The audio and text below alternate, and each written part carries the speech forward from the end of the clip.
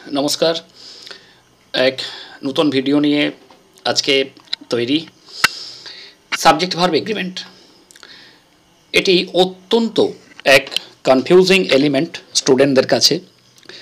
প্রথমত সাবজেক্ট ভার্বের রিলেশনশিপ সবাই বোঝে না, তো সেক্ষেত্রে যে প্রবলেমটা হয়, সাবজেক্ট হয়তো সিঙ্গুলার আছে, কোনো একটি স্টুডেন্ট ভুলবশত সেটিকে প্লুরাল ভেবেছে, কিংবা সাবজেক্ট প্লুরাল আছে তাকে সিঙ্গুলার ভেবেছে, এবং এই ভাবাটা যদি ভুল হয়, যে সমস্যাটা হবে তারপরেই যে অক্সিলারি ভার্ব কিংবা মেন ভার্ব, কেমন এভি কিংবা এমভি যাই হোক, তার প্লেসমেন্ট এবং ইউজেস ভুল হওয়ার চান্স প্রচণ্ড। ওকে, এ একদম মাথায় বসিয়ে নাও। তো দুটো ক্ষেত্রে এই ফরমেশনটা ইউজ হয়। এক হচ্ছে subject plus auxiliary verb agreement, আরেকটা subject plus main verb agreement, দুটো আলাদা। আজ আমি লেভেল 1-এ দেখতেই পাচ্ছ তোমরা, লেভেল 1-এ আমি সাবজেক্ট এবং অক্সিলারি ভার্ব এগ্রিমেন্টটাই বোঝাবো। এটা ক্লিয়ার হলে তারপরে আমি এমভিতে আসবো। কেমন, দুটো স্ট্রাকচার আমি এই জন্য দিয়েছি যাতে তোমাদের মধ্যে কোনো কনফিউশন না থাকে। ওকে, আচ্ছা, একটু আগে ব্যাকগ্রাউন্ড ক্লিয়ার করা যাক। সাবজেক্ট যে শব্দ বা শব্দগুচ্ছ ক্রিয়াপদকে নিয়ন্ত্রণ করে। ওকে, যে শব্দ বা শব্দগুচ্ছ ক্রিয়াপদকে নিয়ন্ত্রণ করে সেটি হলো সাবজেক্ট। আর সাবজেক্ট কি তোমরা সবাই জানো কম বেশি, বাট যদি তবুও কারো কোনো প্রবলেম থাকে I will clear here, no issue. John reads a story. John একটি গল্প পড়ে। ওকে, রিডস কথাটাকে যদি প্রশ্ন করো কে পড়ে, উত্তর দেবে জন। তাহলে জন কন্ট্রোল করছে এই ক্রিয়াটাকে, সাবজেক্ট। ঠিক তেমনি ভার্ব, যে শব্দের মাধ্যমে কোনো কাজ করা বোঝায় তাকে বলে ভার্ব। নিচে এক্সাম্পল আছে, I was writing a letter, আমি একটি চিঠি লিখছিলাম। ওয়াজ রাইটিং শব্দটাকে প্রশ্ন করো কি করছিলাম, চিঠি লিখছিলাম, তাহলে কাজ করা বোঝাচ্ছে, মানেই ও ক্রিয়া। Very good. এগ্রিমেন্ট, এই যে এগ্রিমেন্ট, এগ্রিমেন্টের বাংলা মানে তোমরা জানো চুক্তি কিংবা শর্ত। তো আই এম এ স্টুডেন্ট, এখানে আই আর এম এর মধ্যে চুক্তি হয়েছে, এখানে তো আরও হতে পারতো, এখানে আর হতে পারতো, এখানে ইজ হতে পারতো, ওগুলো না হয়ে এম হলো কেন? তো ইংলিশ লিটারেচারে একটা মস্ত বড় কি বলবো কম্পোনেন্ট আছে, কোশ্চেন আছে, সেটি হলো why is more important than what. Truly believe it, why is more important than what, অর্থাৎ যে গ্রামারের উত্তর হলো সেই গ্রামারের উত্তর যেটা হলো তার চেয়ে বেশি ইম্পর্ট্যান্ট কেন হলো, হয় মানে কি কেন, এটা ধ্যান রেখো, এটাতে তোমাদের ফোকাস বাড়বে। কথাটায় খুব কি বলবো মিশন লাইক ওয়ার্ড এটা, যে কেনর ইম্পর্টেন্স কি এর থেকে বেশি গ্রামারে। ওকে, তো সাবজেক্ট ভার্ব এগ্রিমেন্টের ভেতরের যে এক্সপ্ল্যানেশান, যেটা ফান্ডামেন্টাল ট্রুথ, সেটা এখানে বুঝিয়ে দিলাম। আশা করি এখানে প্রবলেম নেই। এবার রুলসে যাওয়া যাক। সাবজেক্ট আর এদিকে অক্সিলারি ভার্ব, আমি আগেই বলেছি মেন ভার্ব পরের লেভেল 2-এতে দেবো, এটা লেভেল 1-এ আছে। সিঙ্গুলার কাউন্টেবল নাউন, সিঙ্গুলার মানে তোমরা জানো এক বচন, কাউন্টেবল মানে যাকে গণা যায়, নাউন মানে বিশেষ।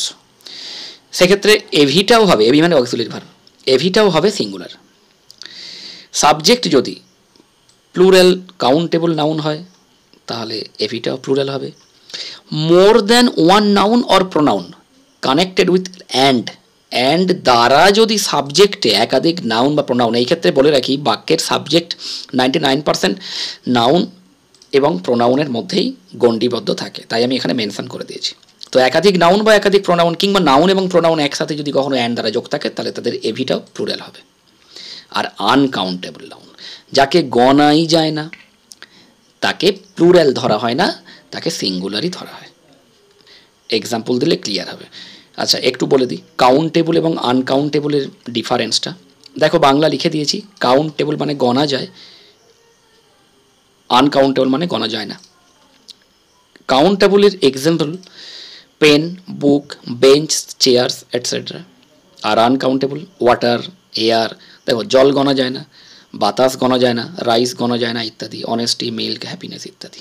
এরকম আরও অনেক শব্দ রয়েছে, কি কাউন্টেবল কি আনকাউন্টেবল, লিস্ট বোধহয় শেষ হবে না শুরু করলে। তো বোঝার জন্যে আমি 5-7টা এক্সাম্পল দিয়েছি, ট্রাই টু আন্ডারস্ট্যান্ড দ্যাট। ওকে, তো সিঙ্গুলার সাবজেক্ট সমান সিঙ্গুলার এভি, অর্থাৎ সিঙ্গুলার এভি কারা কারা তার লিস্ট বানিয়ে দিয়েছি আমি। দাঁড়াও একটু এটাকে ঠিক করে দিই, তোমাদের বুঝতে সুবিধে হবে, আর অ্যামাউন্টটা একটু বাড়িয়ে দিই। ওকে দেখো, give me 1 second, I will try that. হ্যাঁ, সিঙ্গুলার সাবজেক্ট সমান সিঙ্গুলার এভি, আর এভি মানে কি অলরেডি জানো, অক্সিলারি ভার্ব। যেমন অ্যাম, ইজ, ওয়াজ, হ্যাজ, হ্যাড, এরা প্রত্যেকেই সিঙ্গুলার। হ্যাড ফার্স্ট টেন্সের জন্য ইউজ হয়, কাজেই এ বোথ ক্ষেত্রে ইউজ হয়, প্লুরালের ক্ষেত্রেও ইউজ হয় ফার্স্ট টেন্সে। প্লুরাল সাবজেক্ট হলে প্লুরাল এভি, যেমন are, were, have. Have both ক্ষেত্রে আমি ব্যাকেটে লিখে দিয়েছি, except I and you. I একজন, আর ইউ তুমি, এটাও একজন। এই দুটো ক্ষেত্রে হ্যাভ ইউজ হয়, বাদবাকি যত প্লুরাল সাবজেক্ট সবেতে হ্যাভ, খালি এই দুটো singular. Okay, minded. Practical example একটু দিয়ে দিই, বুঝে যাবে। He was oblique war my friend, সে ছিল আমার বন্ধু। হি কোন পারসন? Third person. হি কজন? একজন। অর্থাৎ সাবজেক্ট কি হলো? সিঙ্গুলার কাউন্টেবল নাউন, হিকে গণা যায়। আর সিঙ্গুলার কাউন্টেবল নাউন যদি হয়, অর্থাৎ সিঙ্গুলার সাবজেক্ট যদি হয়, সিঙ্গুলার এভি হবে। সিঙ্গুলার এভি কারা কারা? অ্যাম, ইজ, ওয়াজ, হ্যাজ, হ্যাড। ওকে, তো যেহেতু পাস্ট টেন্সের দুটো ফর্ম আছে, আনসার এখানে হবে ওয়াজ। আমি ঠিক করে দিচ্ছি আনসারটা তোমাদের সামনে, মন দিয়ে দেখো। ঠিক তেমনি দে আর, ইজ, অ্যাম মাই ফ্রেন্ড, তারা আমার বন্ধু। এখানে একটা এস হবে, আমি লেখার সময়তে মিস করেছি, যাই হোক দিয়ে দিয়েছি। দে আর মাই ফ্রেন্ডস, দে কজন? একাধিকজন। আর একাধিকজন যদি হয় নিয়ম অনুযায়ী সেটা প্লুরাল সাবজেক্ট, আর প্লুরাল সাবজেক্ট যদি হয় এভিটাও হবে প্লুরাল। এভি প্লুরাল কারা কারা? আর, ওয়ার, হ্যাভ। ওকে, তো অপশানে যেহেতু আছে আর, ইজ, অ্যাম, আমরা আর সিলেক্ট করে নেব। আমি আরটাকে ঠিক করে দিচ্ছি। Very good. Number 3, Binoy and Bimal. Binoy and Bimal, am, is, are my friends. Okay, তো বিনয় এবং বিমল আমার বন্ধু। তো বিনয় এবং বিমল, দেখো অ্যান্ড দ্বারা দুটি নাউন বা প্রোনাউন অ্যান্ড দ্বারা যোগ আছে, মানে প্লুরাল, এভি হবে প্লুরাল। আর এভি প্লুরাল কোনগুলো? এইগুলো। তো বাক্যে আছে অ্যাম, ইজ, আর, আমরা আর তুলে নেব, কেননা দুজন। Last example, milk, am, is, are invaluable drink. Okay, তো মিল্ক গণা যায় না, আমি কয়েকটা লিস্ট এখানে দিয়েছিলাম, তার মধ্যে দেখো মিল্ক আছে। আনকাউন্টেবল মানে যাকে গণা যায় না, আর আনকাউন্টেবল যদি কোনো নাউন হয় তার এভি সিঙ্গুলার হয়, লিস্টে দিয়েছি। তো সিঙ্গুলার এভি কোনগুলো? অ্যাম, ইজ, ওয়াজ, হ্যাড, হ্যাজ। দেখো তাহলে মিল্ক, ইজ, অন্যগুলোর মধ্যে ইজ হবে, আমরা ঠিক করে দিয়েছি। তো এই হলো পার্টিকুলার এক্সাম্পল। তো সাবজেক্ট ভার্ব এগ্রিমেন্ট মানে সাবজেক্ট যা বসেছে ভার্ব তাকে দেখে বসবে, কখনোই উল্টো নয়। ভার্বকে দেখে সাবজেক্ট নয়, সাবজেক্টের পজিশন ভার্বের আগে, তাই সাবজেক্টকে দেখে ভার্ব সিলেক্ট হবে, এই ব্যাপারটা মনে রাখতে হবে। আর এটা লেভেল 1, আমি অলরেডি এক্সেলে লিখেই রেখে দিয়েছি যে শুরুতে এটা লেভেল 1, এটা একদম বিগিনার। প্রবলেম হলো বিগিনার থেকেই তো ভুলটা তৈরি হয় এবং সেটা অ্যাডভান্স লেভেল পর্যন্ত চলতে থাকে। তো এরপরে যেটা লেভেল 2, এটা হয়তো হতে পারে maybe I will make more than 2 series based on subject verb agreement because of its complexation, right? এর কমপ্লেক্সিটিকে মাথায় রেখে আমি এর লেভেল 3 পর্যন্ত নিয়ে যেতে পারি। তো এর লেভেল 2 খুব শীঘ্রই রিলিজ করব, চোখ রাখো ভিডিওটিতে।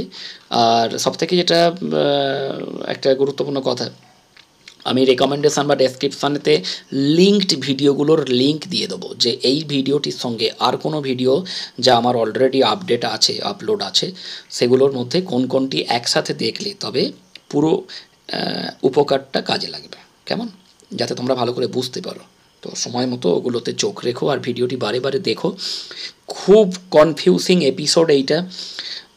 দীর্ঘদিন থেকে মনে মনে করে এসেছিলাম যে এর ওপরে একটা ভিডিও বানাবো, বাট সময় পেরে উঠিনি। তো আজ তোমাদেরকে এটা গিফট দিলাম। Thank you. পরবর্তী ভিডিও নিয়ে আসছি, ততক্ষণ পর্যন্ত ধন্যবাদ।